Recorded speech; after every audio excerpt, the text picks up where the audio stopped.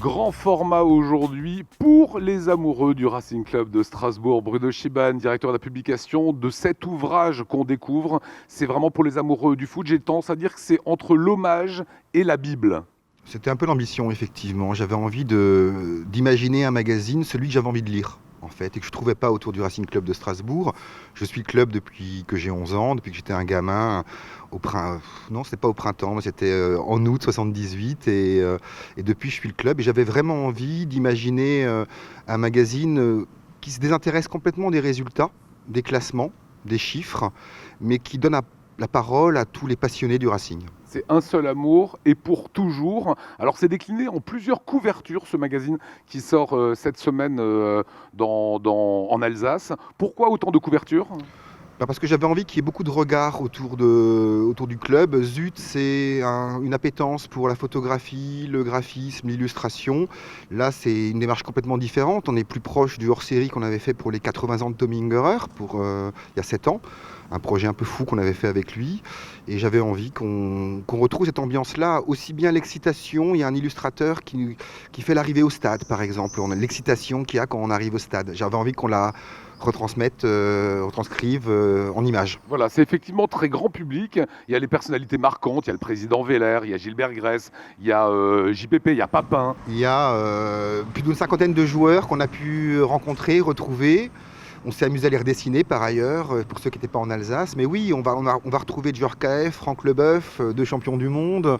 On va retrouver Yvan Hazek, plein de personnalités qui ont marqué le club depuis 40 ans. Voilà, et il y a évidemment le public, les ultras, le COP, tout simplement les fans. Ça, c'est un public tout à fait étonnant au Racing.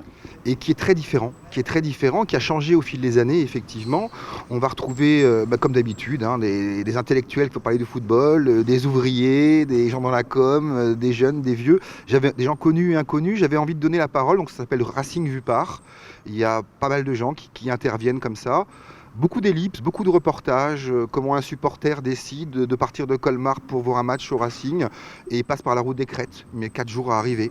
Plus étonnant, le fils de Cookie, Dingler, Tom Dingler, amoureux également du Racing, élevé finalement avec les Bleus, quoi. Absolument, il fait partie de la Parisian Section, en l'occurrence les supporters alsaciens qui se retrouvent à Paris, soit pour faire des déplacements, soit pour voir des coups, de la météore et voir les matchs, quoi. Alors il y a une chose que j'ai adorée, moi, c'est la Méno, il y a quasiment 100 ans.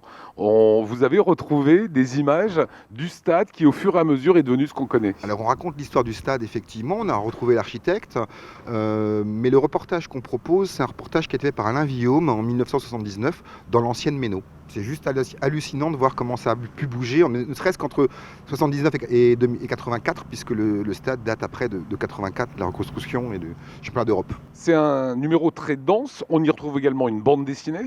L'idée, effectivement, était d'avoir une forte personnalité, d'être donné des cartes blanches. On a une rubrique qui s'appelle Tribune, où on va retrouver des portfolios, on va retrouver des interventions éditoriales, nos amis Guivard, Hervé Lévy et plein d'autres.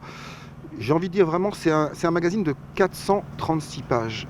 J'insiste là-dessus parce que, et j'espère qu'on ne s'ennuiera pas, et j'espère que ça va accompagner tous les supporters du Racing pendant l'été et jusqu'à la reprise du championnat fin août, tant attendu, puisque ça fait longtemps qu'il n'y a pas eu de football. Je suis très fier parce que c'est un projet collectif, c'est un projet qu'on porte depuis 1 an, et que par les temps qui courent, la presse est quand même mise à mal, et faire un magazine aussi dense, aussi conséquent, j'en suis ravi.